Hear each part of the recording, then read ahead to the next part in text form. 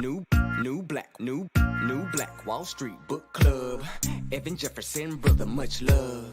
Educating, elevating, because in knowledge is the power and we'll never give it up. Literature that's for the masses. Where to put your money down, now how to watch your assets. Yeah, uplifting others is a passion. My brother Evan, he will turn it into action. New Black Wall Street Book Club. You should come read with us. Yeah, we comprehend and discuss. If we all just come together, there's no limit for us. Here comes your host, New Black Wall Street. Evan, take it away. New Black Wall Street Book Club. All right, top of the morning to you beautiful people. Thanks so much for joining us here today on the New Black Wall Street as we present you guys New Black Wall Street Book Club, where Black folk do read. You put in a book like The Wealth Choice, Success Secrets of Black Millionaires, written by Dr. Dennis Kimbro, and we absolutely will find it. I'm your host, ERGJ, your certified global financial educator, CEO of ERGJ Enterprises, the Black Bazaar, and international best-selling author of the book, The Black Billionaires Club. The book that I wrote, guys, is a study of Black wealth. It's a study of the 12 richest Black people in the world today and how they built their wealth. And I just truly believe that if you want to be wealthy, that's a big if, by the way. But if you do, I recommend that you study wealthy people. Well, when you go to the website, theblackbillionairesclub.com, you'll find the book that you can pick up in the soft copy form. We only got about a few copies left. You can get an ebook as well. Also, audiobook in French and also English for our brothers and sisters in Diaspora. While you're at the site, you'll find a place that says the store. In the store, you'll find other financial literacy books that you can get for your kids to be able to teach them early what you and I may have learned late, what some of us have not learned at all. And also, you'll find a tab that says Join the Club. Not only is it a book, but it's also a movement where brothers and sisters like minds are serious about building wealth, serious about building business while we build ourselves. So if you find yourself in a situation where you're sick and tired of being around broke, busted, and disgusted people, you want to get around the people that are charging towards their dreams and charging towards making a difference in our community, well, maybe, just maybe, the Black Billionaires Club is the room for you, and you can make a financial decision to join the few and walk away from the crowd of broke, busted, and disgusted. Well, it's a roll call time here today on the Black Billionaire, on the New Black Wall Street Book Club. Go ahead and let us know where you're connecting from. What city, what state, what country, what city, what state, what country, as we are broadcasting across the World Wide Web into Instagram, into YouTube, and also into Facebook. Go ahead and hit the like button, share button, the heart button, whatever you can press based upon the platform you're on. Let's make the internet go crazy because you got Black folk who are reading this morning, and the early bird gets the worm. Let's find out who's joining us here this morning as we're going to continue our journey into the wealth choice, into the sixth law of wealth. Rise and shine to you over at Instagram. Miss Heavenly Kinky Curls is in the house. The Hizzy, thanks so much for joining us here today on the New Black Wall Street Book Club. Miss Pound, we got a Kenny sighting. Oh, Lord, I must be doing something right.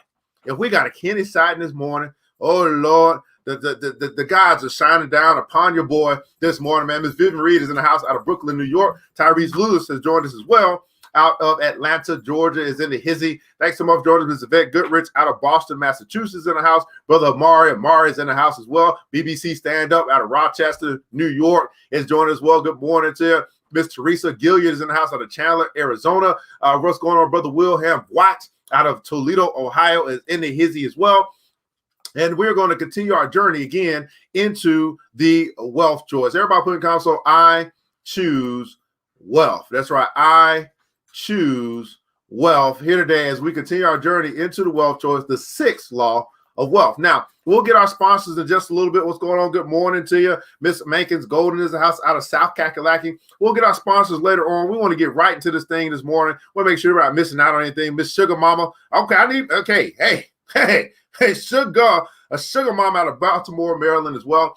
We'll get our sponsors later on. We'll get right into this thing. We're going to be continue our journey as we're going to hear about the Rockefellers' 4-point plan to financial prosperity. The Rockefellers have something to say. We're going to find out what they share with their children.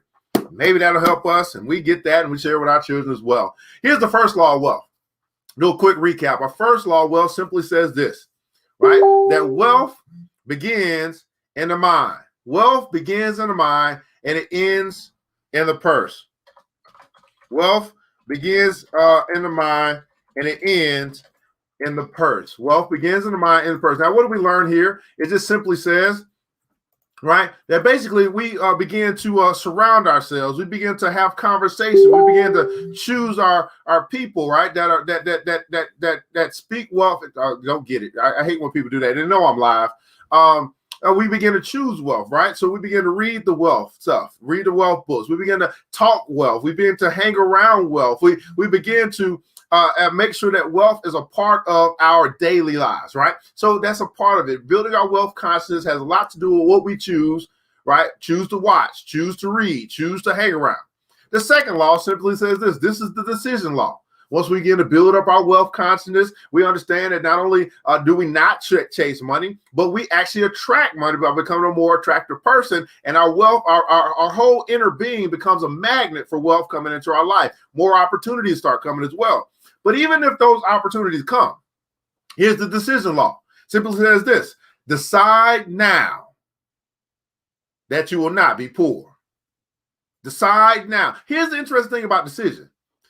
When we start making this decision, now that we know better, we choosing to do better, we now can begin to realize, notice, and see opportunities that come, and we put ourselves in position to seize those opportunities, right?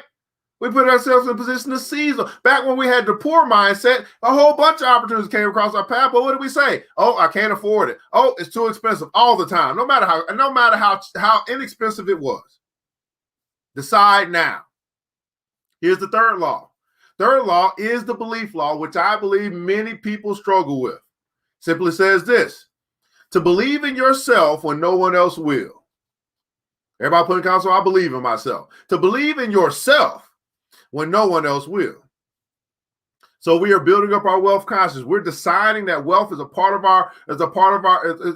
what we are going to have, what we're going to become. And then we just simply must believe now that not only is it available, not only is it possible, but it's possible for me. This is the belief law. I believe in myself when no one else will. Here's the fourth law.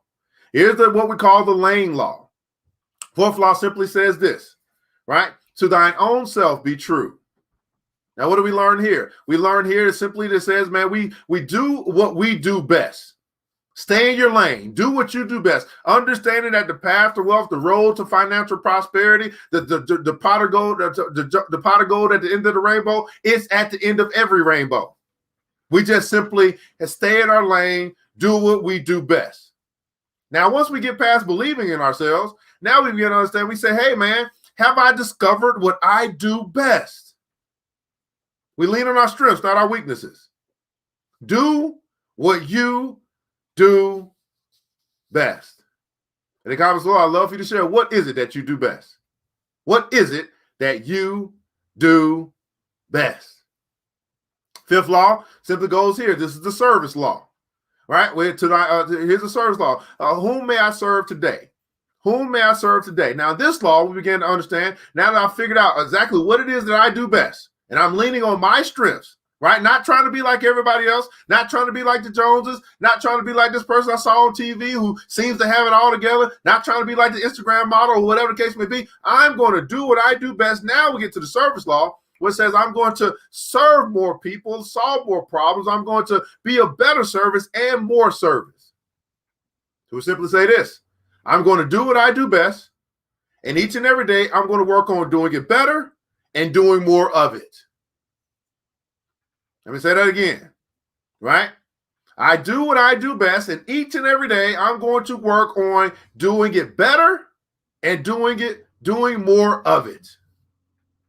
And that is the fifth law, right? Whom may I serve today? And then we get into the sixth laws. We've been journeying along over the past week or two. Sixth law simply says this, right? Thou shalt own thy own business. Thou shalt own thy own business. Now, how do we get here? Well, if you're doing what you do best and you're doing it each and every day and you're doing it better and you're doing more of it each and every day, it is inevitable for you get to the place where you own your own service or you own your own business doing what you do best. It is almost impossible for you not to, because everybody's going to be coming to you for you to be able to provide whatever it is that you do best. So that's where the business comes in. You just make a business out of doing what you do best, that you've been doing more of, and you've been doing it better each and every day over the past 6 months, the past year, the past 2 years, the past 3 years. You literally command or demand the universe to respond to your activity in the space in which you do it best. And if you're doing what you do best, you can expect the best kind of money. Oh, Lord, let me shout it down because I'm preaching good this morning. If you're doing what you do best and you do it better and you do more of it each and every day, you are basically bargaining with life for the best kind of money. And you are attracting the best kind of money. Why not go ahead and make it a business? Makes sense, doesn't it? So let's continue our journey here today. As we picked up yesterday, we went through the 6 core strategies yesterday as it relates to the Black millionaires. We finished those up, and we started getting into this 4-point financial plan from the Rockefellers. We'll start here, okay? We'll start here, New Black Wall Street Book Club. Let's read.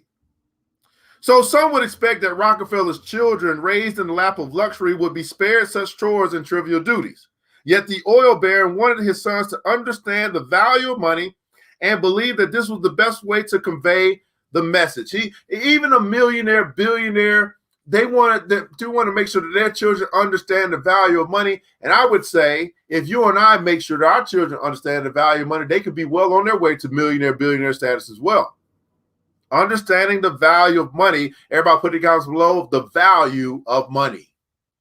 Understanding the value of money. Would you agree that in our community, we simply don't value it? That's why we give it away so easily. That's why we find ourselves with a $1.34 trillion spending power, which is basically saying we waste a lot of money. Yeah. I mean, let's just be honest. I mean, it is what it is, right? But that doesn't mean that we can't begin to value it. It just shows a propensity for us not valuing money. Okay? So as a rule, success and wealth are the triumph of common, ordinary virtues. Rich beyond any measure, Rockefeller taught a specific pattern for creating wealth and the wisdom each quality contained. Here's what he shared. Here was the pattern that Rockefeller shared with his children, and I believe we can become under his tutelage here today. Number 1, be prepared to work. Whatever you work to acquire, you value. Whatever you work to acquire, you value. Now, this could hit on a lot of toes, right? Be prepared to work. Whatever you work to acquire, you value. Just think about it for a second. What have you worked to acquire? What have you acquired with the money that you have worked for? What do you have to show for it? And that is what you value. You value the 10 TVs that you own in the house, I guess. I don't know. You think about it. Think about what you value, what you have spent your money on, what you have acquired. Have you acquired assets or have you acquired liabilities? Do you value things that depreciate in value over time, or do you value things that appreciate over time? You work to acquire. Whatever you work to acquire, you value. Wow. I know somebody said yesterday when they heard that they had a coming to Jesus moment. All this time I've been working to acquire, and this is what I value. Yes, don't tell me what you value. Show me where you spend your money, and I'll tell you what you value. Say that again for the people back. You don't have to tell me what you value. Show me what you spend your money on, and I'll tell you what you value. Good book says this: where your treasure is, there will your heart be also. Well, the Master P said, make us say,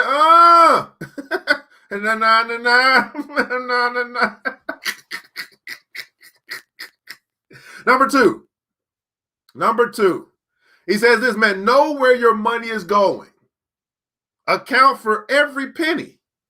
Maintain accurate and itemized records of your daily expenditures. Whatever you can account for, you can control. Is it possible that we simply have not been in control of our money because we can't account for it? We don't know where it went.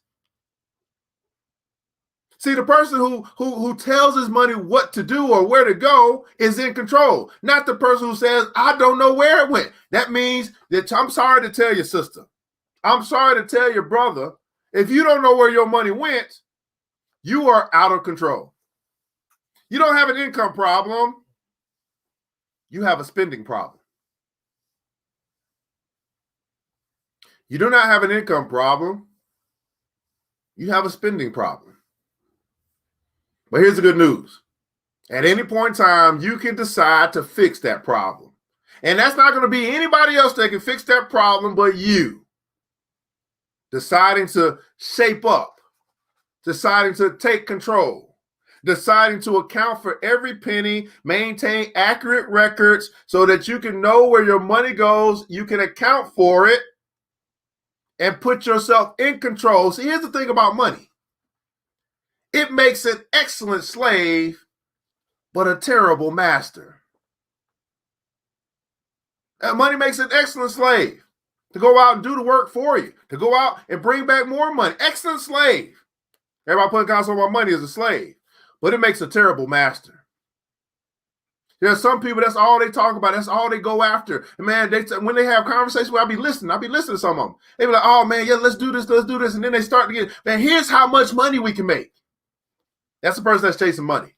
I don't really do a lot of business with these type of people, right? Oh man, we got this good idea, brother. Come on and do this with us, man. Here's how much money we can make. I say no all the time. Because the people that I hang around, people like Brother Brown, Nara Brown, he didn't say, man, brother, here's how much money we make. He said, here's the difference we can make. Here's the impact we can make, man. We get together, we start rocking, we start doing this thing together. I need your help, you need mine. Here's the difference we can make in our community. These are the type of brothers I say yes to. You see what I'm saying? Because we ain't chasing the money. We know the money gonna come. That's just a byproduct of the impact or the difference that we make. Money makes an excellent slave and a terrible master.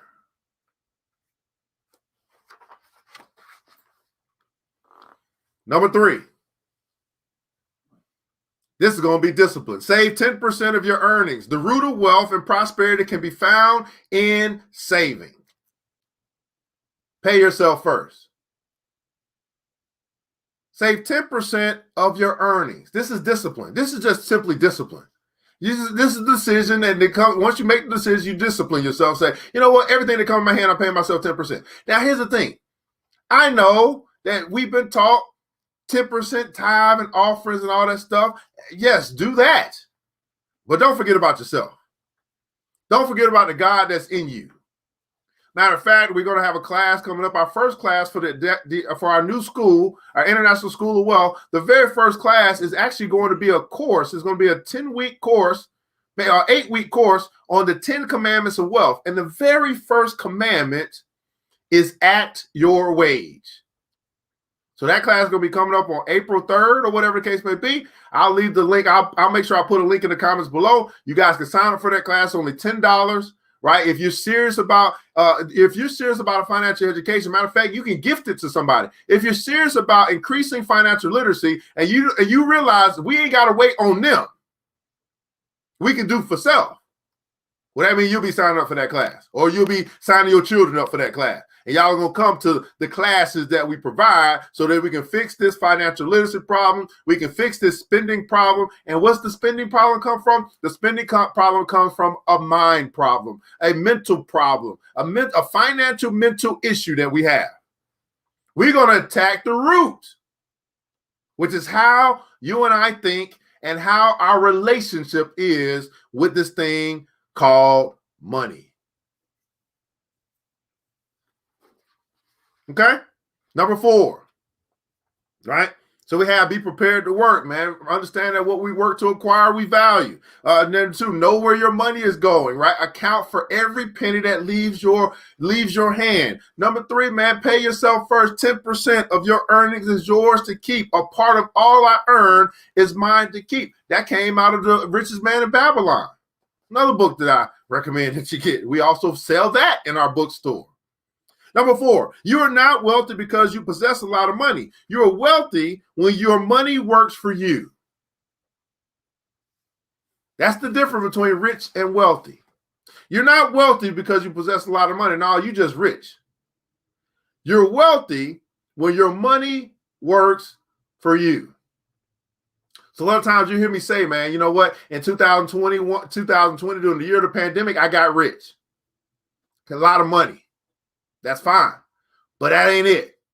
2021, what am I working on? Building wealth, having my money work for me. My mentor, Mr. Warren Buffett, says this, that if you don't learn how to make your money work for you, how to make your money work for you, if you don't learn that, at some point in time in your life, you're going to come to realize that you're going to always be working for money. And again, money makes a terrible master. Learn how to make your money work for you. Learn how to make your money become your slave. Learn how to make your money work for you. You're not wealthy because you have a lot of money. You're wealthy when you have your money working for you. All right, so that's 4 points came from the Rockefellers as he shared these things with his children. He led them on the path to stay financially free as they continue to build the family empire. Right now, what we call it a family office in a sense, a family office, family empire. And we know of some of these family fortunes that have come down the pipe: the Rockefellers, the Vanderbilts, the Fords. You know what I'm saying? The Waltons. We know of some family empires that have been built, some family financial empire. Well, I subscribe to you today that we're going to be reading about the Goldens. We're going to be reading about the Reeds. We're going to be reading about the Goodridges and the Guffridges, and you're damn sure going to be reading about the Jeffersons. Okay, we're moving on up. You're going to damn sure hear about the Jeffersons. We're going to be reading about the Browns. We're going to be reading about the Almanors. We're going to be reading about them.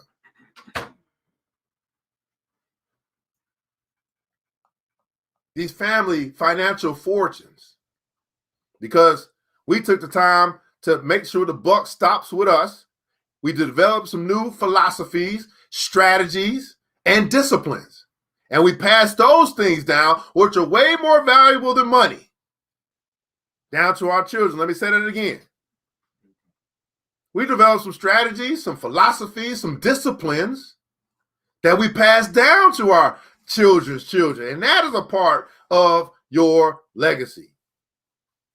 The disciplines that you pass down, the philosophy that you pass down, the strategies that you pass down. Nobody really talks about that when we start talking about legacy. No one really talks about that when we talk about inheritance for your children's children. Just think about this for a second.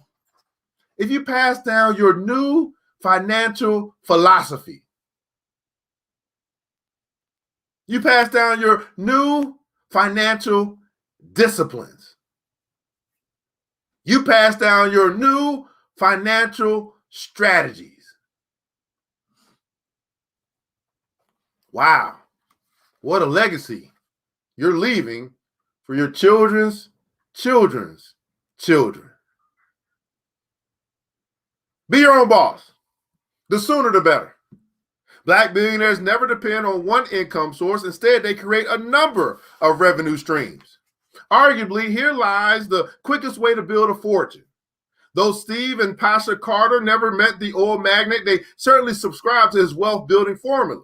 It would be too simplistic to say that this husband and wife team ditched promising careers to start their own home-based network marketing business, but just because they wanted to get rich. The Frisco, Texas-based couple felt stifled in their respective line of work. For example, while growing up, Steve never recalled his dad being forced to punch a time clock. His father operated a court reporting agency, and it was generally assumed that once his son finished college, he would run the business.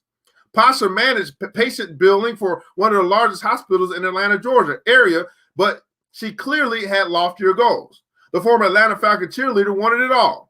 A fulfilling career with all the financial trappings wrapped around a loving and supportive family. However, with her 9-to-5 life provided left what her 9-to-5 life provided left her wanting. Even after taking on a second job, she could not make ends meet. But for both Steve and Pasha, their prospects for the future drastically improved. The potential upside of a multi-level marketing startup tipped the balance. What drove Steve and Pasha, who were single at the time and did not know one another, to pursue the same opportunity from different parts of the country was a promise to be given the opportunity to finally master money rather than permitting money to master them. Everybody put in the console, master money. Master money. A promise to be given the opportunity to finally.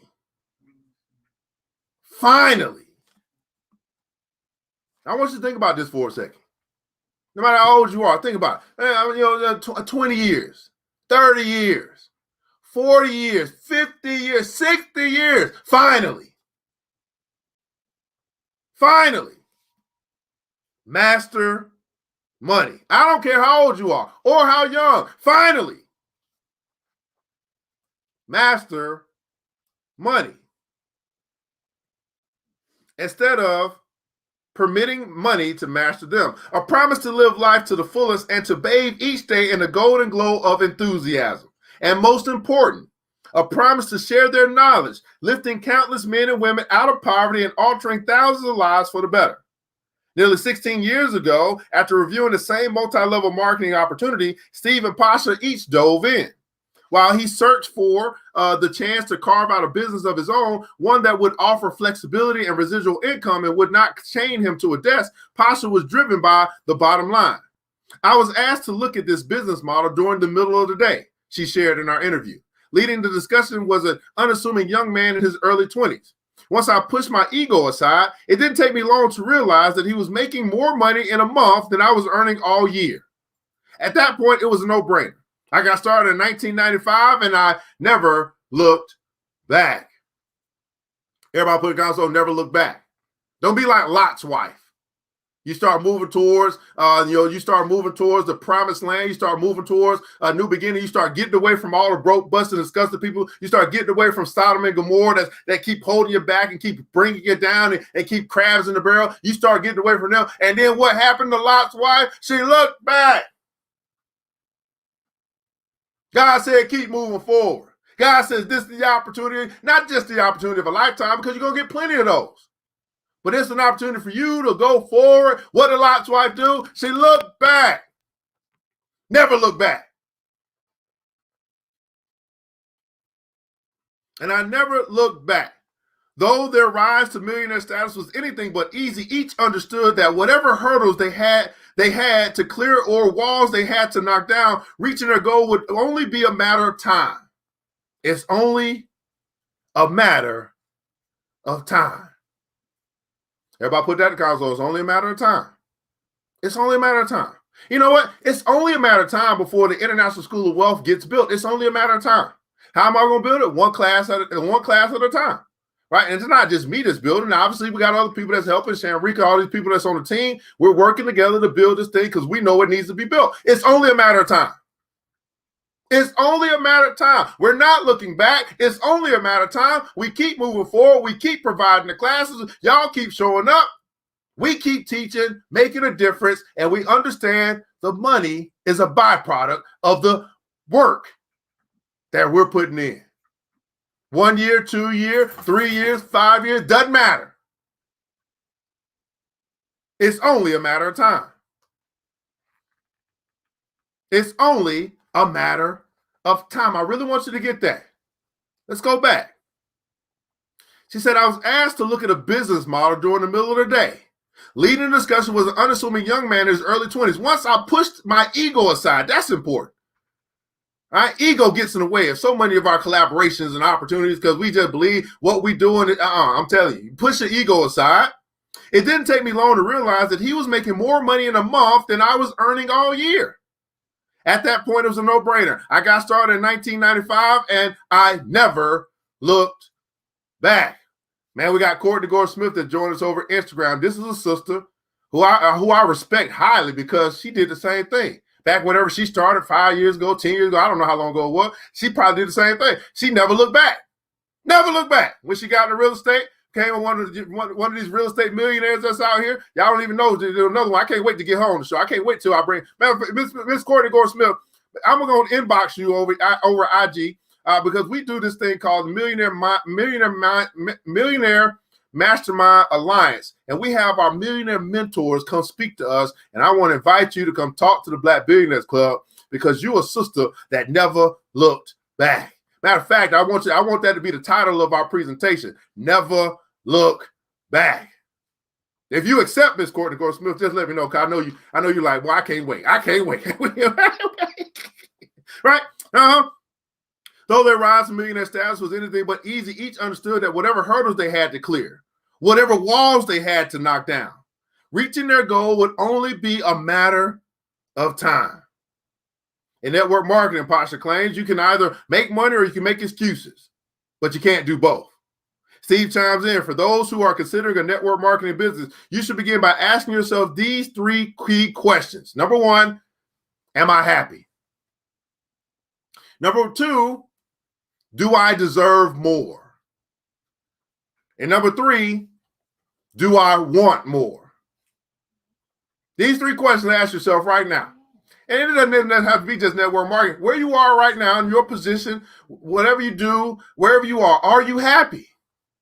I am. I'm happy with what I'm doing. Do you deserve more? Well, yeah, I deserve more, but I'm going to get it. Okay. Do you want more? Wow.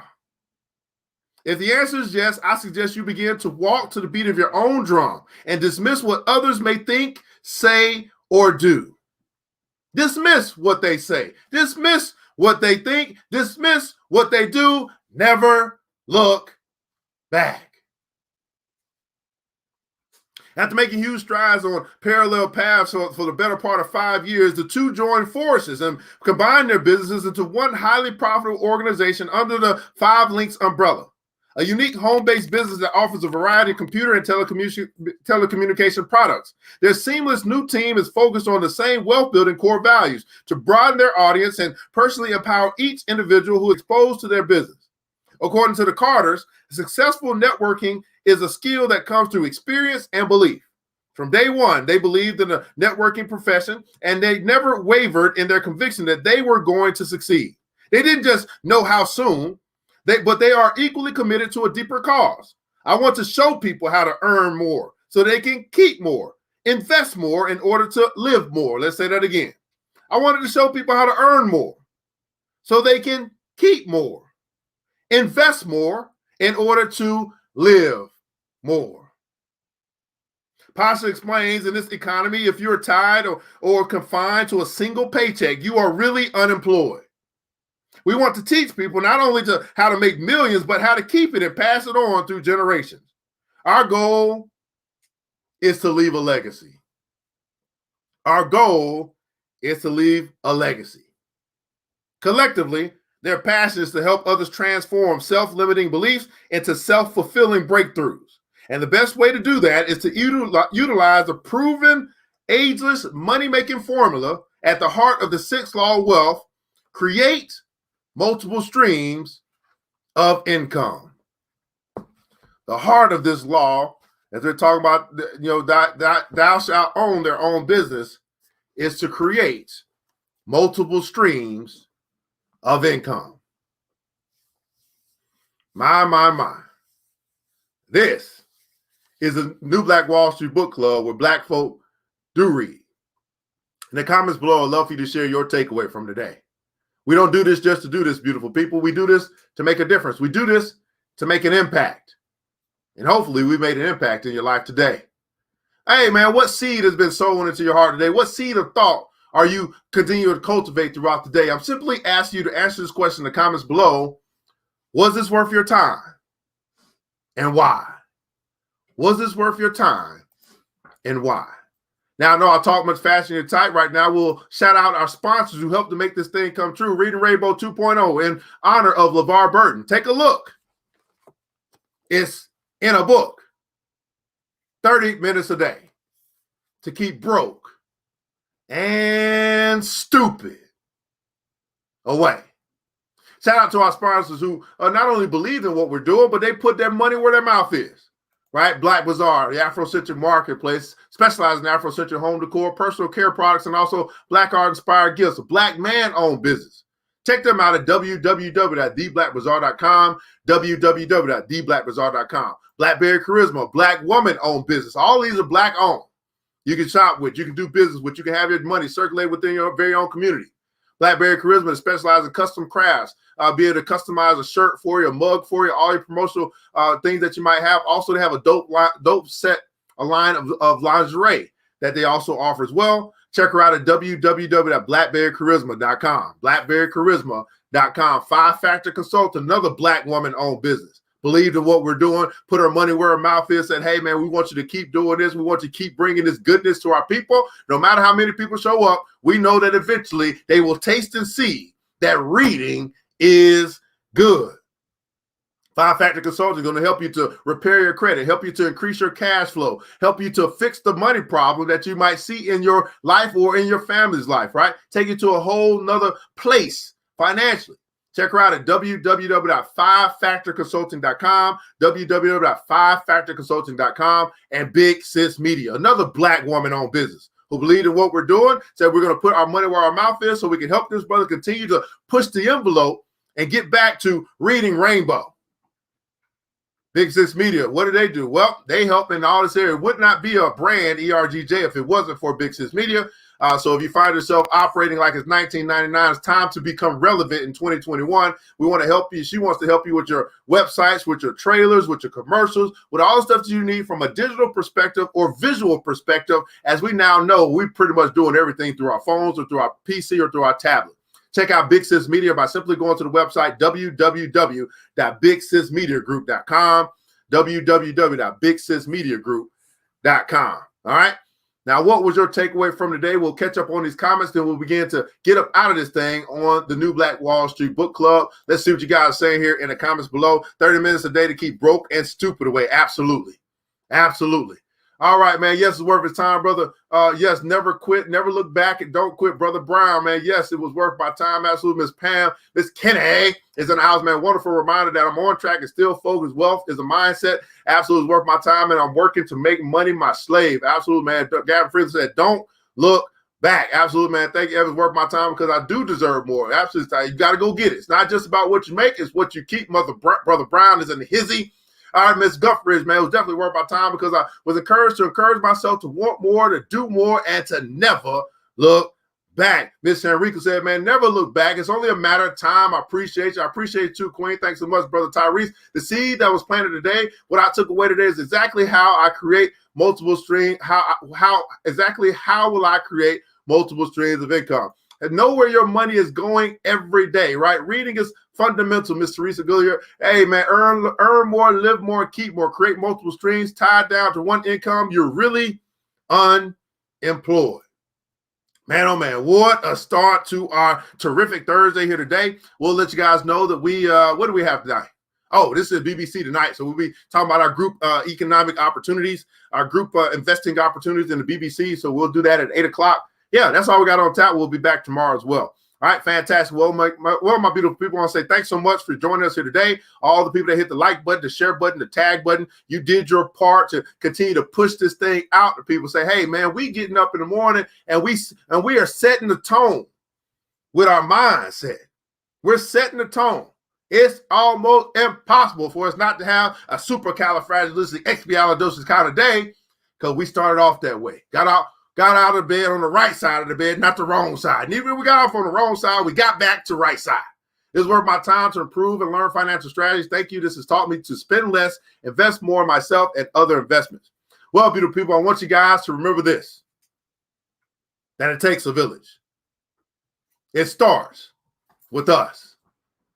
Let's build as we climb together. We all we got, beautiful people. Matter of fact, we all we really need. And thank God, that's more than enough. It's time to get up, to get out, and go get something. Mr. DJ hits the music. New black. It's the New Black Wall Street Book Club. With your host, Evan Jefferson. It's time for us to go. Yeah. Now you ain't gotta leave the computer. But we encourage you to get out there and learn and apply all the things you learn at the New Black Wall Street. Book club, book club. Yeah. The New Black Wall Street.